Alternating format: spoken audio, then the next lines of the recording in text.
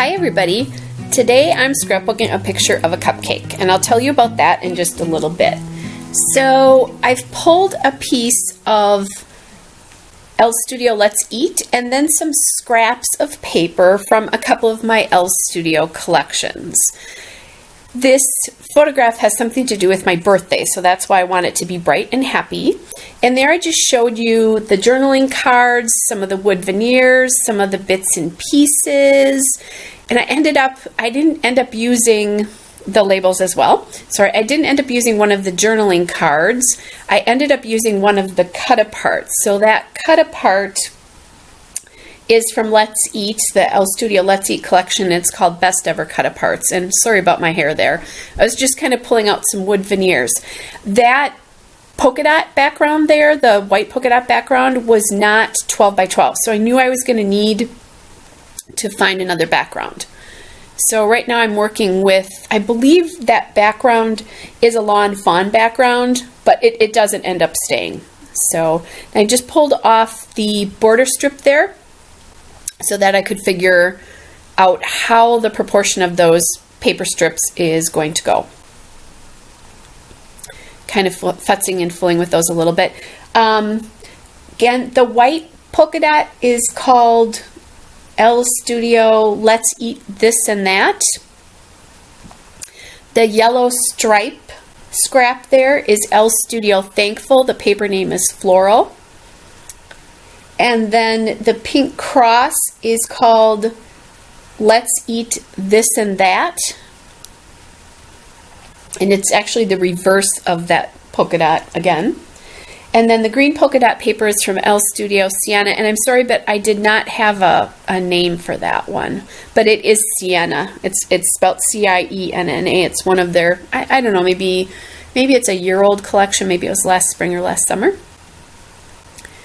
So I am trying to decide. I now pulled out a piece of Lawn Fawn Let's Polka, the Mermaid Line Dance. That's what that diagonal stripe is. And I like the way that's looking, the diagonal stripe.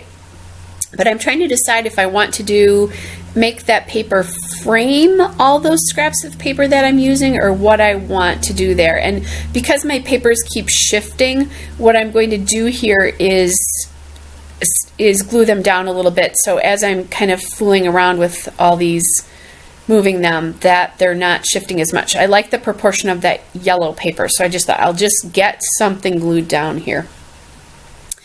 And I'm futzing around with this a lot. And the reason, really honestly, is because the photograph is, I don't think the photograph is like big enough, is the best way to describe it, that it's not crossing the three scraps of paper there, the yellow, pink, and green, in a way that I want it to do it. So I'm kind of struggling with that. What I did here is I was checking out what that pink paper was called, because I knew I was going to cover it. And so I just want to get that down on my ingredients list. And I use an ingredient list from Mercy Tiara. She has it available on her website, which I don't know if it's mercytiara.com. I don't specifically remember. But if you just Google her, you'll be able to find it. She has available as a PDF or as a Word document so that you can change it to fit your particular posting style. And I love that sheet because it really helps me keep track of paper, or the pieces actually that I've used as I use them. So back again, futzing with the layout, trying to decide what I'm going to do. And I've decided to gut this because I figured out that if I gutted it, I could use that paper as a mat for the photo. And then I remembered, wait a second, there's a pattern on the back, and I found the cute little heart pattern on the back, and it was perfect, and that's what I was saying. I was all excited and doing okay, perfection there. So now I pulled out my ink, and I cannot remember what it actually is, and I didn't write it down, I'm sorry. I think it's like a dewdrop ink, and it's London, I think it's actually gray flannel. It's called gray flannel, and I think it's dewdrop ink, if I remember correctly. So I know it's gray flannel. It's just a nice darker gray. But of course, I don't decide to ink my edges until after I have everything glued down. And the reason I like to ink edges with L Studio, or is a lot of times I ink the edges with L Studio, is because the papers are so soft. I always think they need just a little bit more definition than they have on their own, especially if I'm using this many patterns. Otherwise, the edges of the paper kind of get lost in an odd way. I don't know how to explain that. So now I'm kind of positioning things, and yes, I decided definitely we're going to use that to mat the paper. So just quickly, this layout is actually for load day 7 or layout a day 7. The prompt was food. Load or layout a day is a month-long inspiration that the Scrap Happy family does in February, May, and October, although that is going to be changing a little bit because Lane Amon, who founded that group, is no longer going to be doing it. The group is still going to exist. Someone else is going to take over. So there might be changes going on, but basically what you do is during the month, you get a prompt every day, and you can either follow the prompt or not, and then you post it to a special Flickr page, and it's awesome. The ladies there are just fantastic. There's lots of comments, and it's just really fun. And you know, in February, I'm going to get almost 30 layouts scrapped because of that group. So that Sweet Treats is from the L Studio Let's Eat collection, and it is part of the Best Ever Cut Aparts. As is, there's I cut apart a little green label there that says Eat Cake. That is also part of the Best Ever Cut Aparts. So I'm just kind of positioning this. The Sugar Rush, that little Sugar Rush cut apart, is also from the cut apart sheet as well. Let's Eat was a great collection. And then that fave banner there is from the L Studio Let's Eat wood veneer pack. I've decided what I'm going to do is cut off, there was a little muffin on that Sweet Treats cut apart there. So I cut that apart and then made it into a banner. It just looks a little bit better than it did when it was just plain.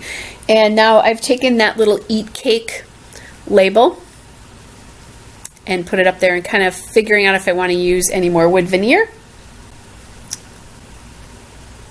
That wood veneer that I just placed down is not going to stay. I'm going to move it.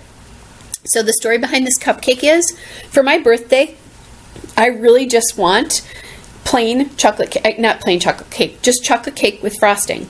But when I go out to a restaurant every year, they always have fancy chocolate cake, like, you know, Death by Chocolate Cake or Flourless chocolate cake, and I just want chocolate cake with frosting. So I decided enough, and I actually just went to my favorite bakery and bought a turtle cupcake, not muffin, turtle cupcake. And so it does have a caramel filling in it, but it's still that chocolate cake. So anyway, I pulled out my box of wood veneer there, and I store my wood veneer in like a box that you can hold screws and hardware.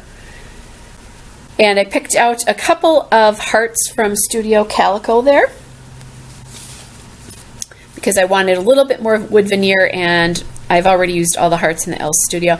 That Sugar Rush was bothering me a little bit because I didn't like the border on it. It made the piece too big, so I cut some of that outside border off of it.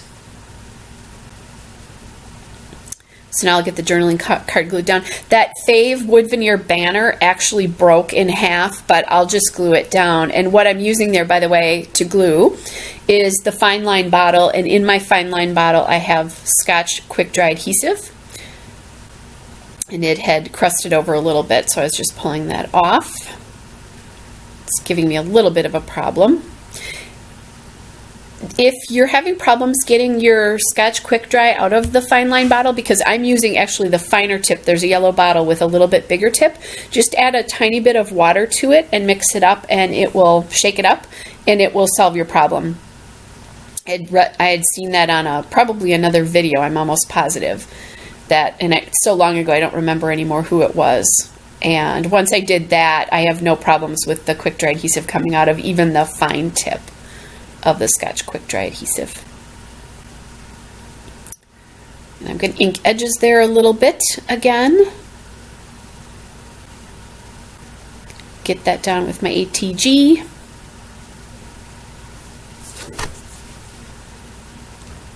Get those hearts on.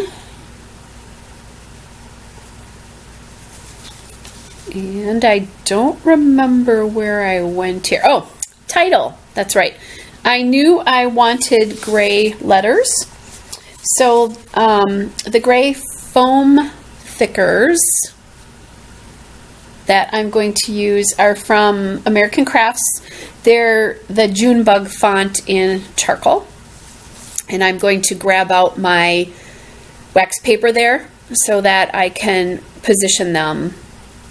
I do that a lot of times with titles, especially since I'm going to have a longer title here, and my title is going to be Let Me Eat Cake. I wanted to do Please Let Me Eat Cake, but I couldn't. It was too long. So you're going to see me make some letters here.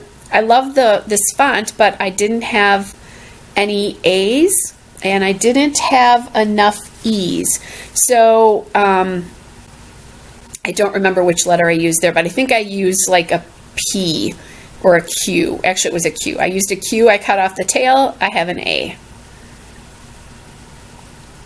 And I'll show you how I'm going to make an E. The E is really simple.